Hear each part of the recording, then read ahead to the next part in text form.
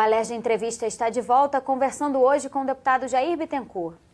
Deputado, o senhor, no bloco anterior, encerrou falando sobre essa questão da administração, né, da saúde pública aqui no Estado e chegou a citar esse problema da atuação das OS. Como é que o senhor vê essa questão? Na sua opinião, é preciso manter e reorganizar? Ou o senhor acredita que essa atuação das OS não funciona? A gente vê, por exemplo, na Prefeitura do Rio, já tem muito questionamento sobre isso também. Alguns contratos estão ficando com pagamento em atraso e não está funcionando o atendimento à população, né? Bem, a gente tem que dividir. A OS, quando ela é bem fiscalizada, bem gerida, e aí são OS sérias, nós não podemos generalizar, né? Existem OS realmente corretas, tradicionais, de instituições religiosas, de instituições filantrópicas com seriedade. E existem OS que foram fundadas no estado do Rio, em outros estados, para atender interesses, que todo mundo sabe disso, substituir empresas, eram donos de empresa, viraram, entre aspas, donos de OS. O estado do Rio chegou a pagar 3,8 bilhões de reais no ano só para a OS. E não fiscalizou, a bem dizer, nenhum contrato. O Tribunal de Contas, que tem a obrigação de fiscalizar, quando nós fizemos uma audiência pública, que acabou se refletindo em outras áreas, o Tribunal de Contas não tinha concluído uma inspeção em nenhuma OS. Teve OS que recebeu mais de 500 milhões de reais em um ano. Então isso não é possível, né? Não é possível. Se você quer ter uma... Como que você paga a um prestador de serviço 1 bilhão de reais e não gasta alguns reais para fiscalizá-lo? Vai ter roubo, vai ter desvio, vai ter mau serviço prestado, vai ter funcionário sem receber e vai ter gente enriquecendo à custa do povo do estado do Rio. Então eu acho que tem que acabar essa demagogia, essa brincadeira que foi instalada, que começou como uma coisa séria, né? Depois vieram os desmandos na saúde. Precisa prender quem roubou, precisa botar no lugar as coisas que estão erradas, que as coisas funcionam. E você tirar as OS de tudo, hoje é praticamente impossível. Nós vimos agora esses dias que uma OS se associou e foi fraudada dentro da Cruz Vermelha. A Cruz Vermelha é um símbolo de atendimento humanitário no mundo. Né? Então, isso vale, essa expressão, para que a gente veja a profundidade que precisa chegar.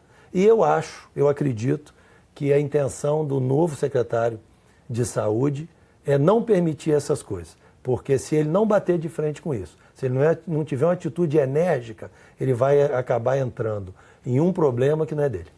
E é importante a Assembleia Legislativa acompanhar também, né, com seu papel de fiscalização, acompanhar o que está sendo feito. Né? É o que eu digo, a gente, como eu passei por lá, eu falo, e falo de mim também. Nós fizemos, nós tentamos, nós acompanhamos, mas é pouco.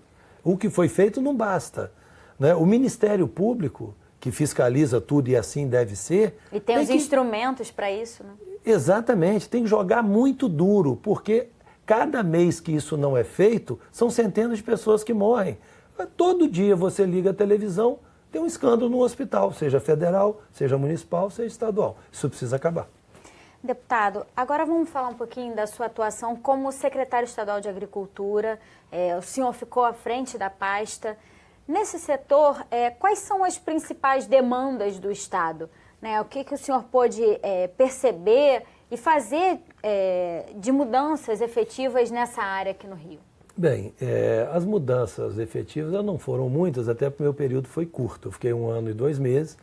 Mas se peguei o pior ano, que foi o ano de 2017, de crise poucos recursos, econômica, né? Exatamente. Mas a gente aprendeu muito, nós podemos trabalhar muito, sobretudo no interior, na região serrana, norte, noroeste, região sul do estado. Existe um programa chamado Rio Rural, que findou agora em dezembro, que investiu mais de 400 milhões de reais no nosso período como secretário, e o ano seguinte foram mais de 100 milhões de reais, atendendo a pequenos produtores, com implementos, equipamentos, tratores, bacias leiteiras e um programa extraordinário, que é financiado pelo Banco Mundial, onde a gestão desse programa é feita pelos próprios produtores e capitaneada e coordenada pela Emater. O Estado do Rio precisa conhecer melhor a sua agricultura. Os políticos não conhecem, a capital não conhece. Nós somos o segundo maior produtor de flores do Brasil, aumentamos e muito a produção do hortifruti granjeiro, somos grandes produtores de leite. a pecuária também é forte. O que nós não conseguimos fazer no estado é a agricultura extensiva de grãos, porque nós não temos área para isso. Né? Isso fica com Paraná, Mato Grosso, Goiás. Mas o estado do Rio cresceu na agricultura, nós temos empresas públicas e fundações vinculadas à Secretaria de Agricultura, que são reconhecidas internacionalmente, como é o caso da Pesagro, que é uma empresa de pesquisa, trabalha muito junto com a Embrapa, a FIPERJ. E o que a agricultura do estado precisa melhorar e muito é o SEASA, que é a companhia de abastecimento, a empresa de abastecimento, que tem problemas crônicos. Nós tentamos ajudá-la um pouco, fizemos algum trabalho, mas eu entendo como sendo o ponto crítico da Secretaria, né, de Agricultura, uma empresa vinculada. Mas, de uma forma geral, é um trabalho muito bacana. Os produtores rurais nossos tiveram uma qualificação, fizemos parcerias com o SEBRAE. Eu fiquei lá muito motivado, apesar de todas as dificuldades. Mas para atender, principalmente, diretamente uma demanda do interior do estado, que acaba refletindo na capital. Porque hoje muitas coisas que a capital consome, ela já vem do interior do Rio de Janeiro.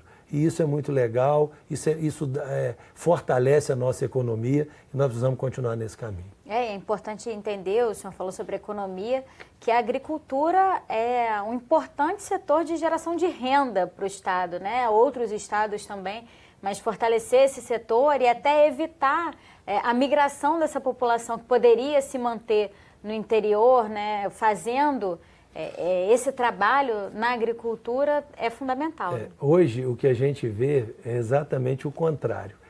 No momento de crise enorme do país, a agricultura cresceu. E a agricultura do estado do Rio ela tem uma particularidade que ela é muito interessante. Ela é feita por pequenos produtores. A nossa reforma agrária aconteceu naturalmente. Então, as propriedades rurais, na sua imensa maioria, elas são pequenas e são tocadas, são produzidas pela própria família. Muitas pessoas que vieram para os grandes centros, atrás dos empregos do petróleo, atrás de uma busca na cidade, como aconteceu na década de 70, 80, estão retornando para o interior, porque a vida lá é menos violenta, é mais barata e é melhor de se viver. Então, muitas pessoas que tinham vindo para a capital, hoje, com a tecnologia que chegou no campo, estão retornando para as pequenas propriedades. E o senhor falou também sobre a questão dos pequenos agricultores, né?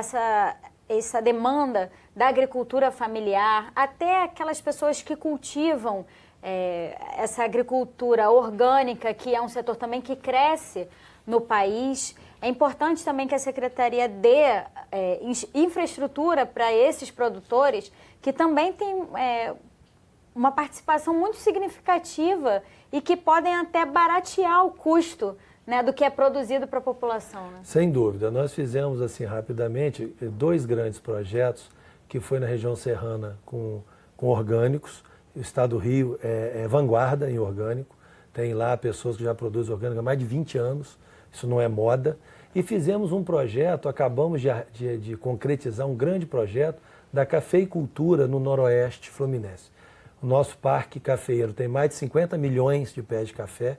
A imensa maioria é no noroeste fluminense, Varriçai, Bom Jesus, Porciúncula, no distrito de Santa Clara.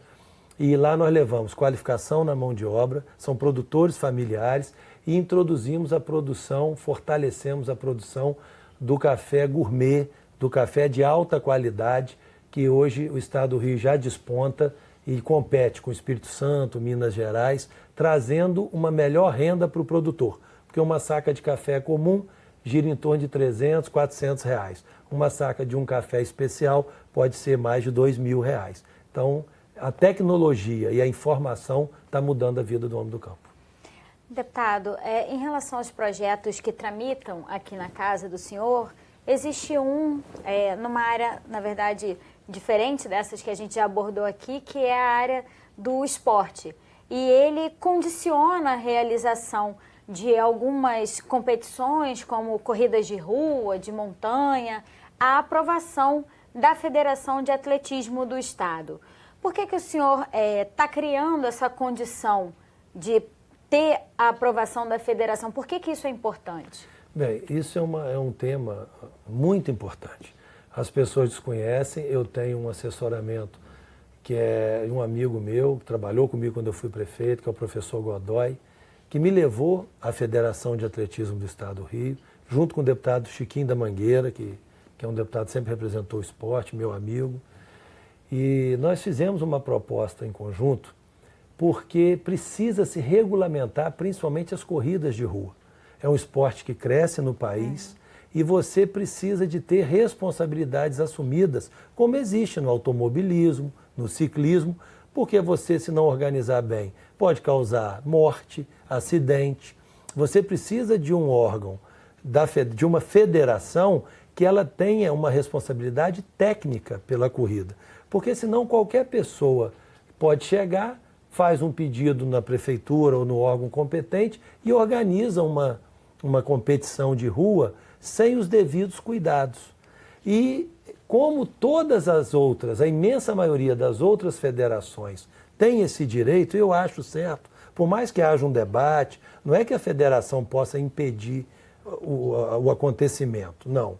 Mas você precisa de ter autorização do Corpo de Bombeiros, da Polícia Militar, você vai regulamentar a questão técnica dessa corrida, né, que é um esporte que cresce muito no país. Você vê corridas organizadas, quando dá um atropelamento, um acidente, quem é o responsável técnico? E às vezes não é nem só um acidente assim inesperado, mas às vezes acontece de um corredor passar mal, Exatamente. Precisar de um atendimento médico, e a federação provavelmente já tem, né, tudo isso mais ou menos pensado, porque está acostumada a lidar com essas situações. Né? Eu acho, com certeza. E diante de tudo isso que foi colocado, também é um respeito com os profissionais que fazem profissionalmente a corrida de montanhismo, a corrida de longa distância, maratonas.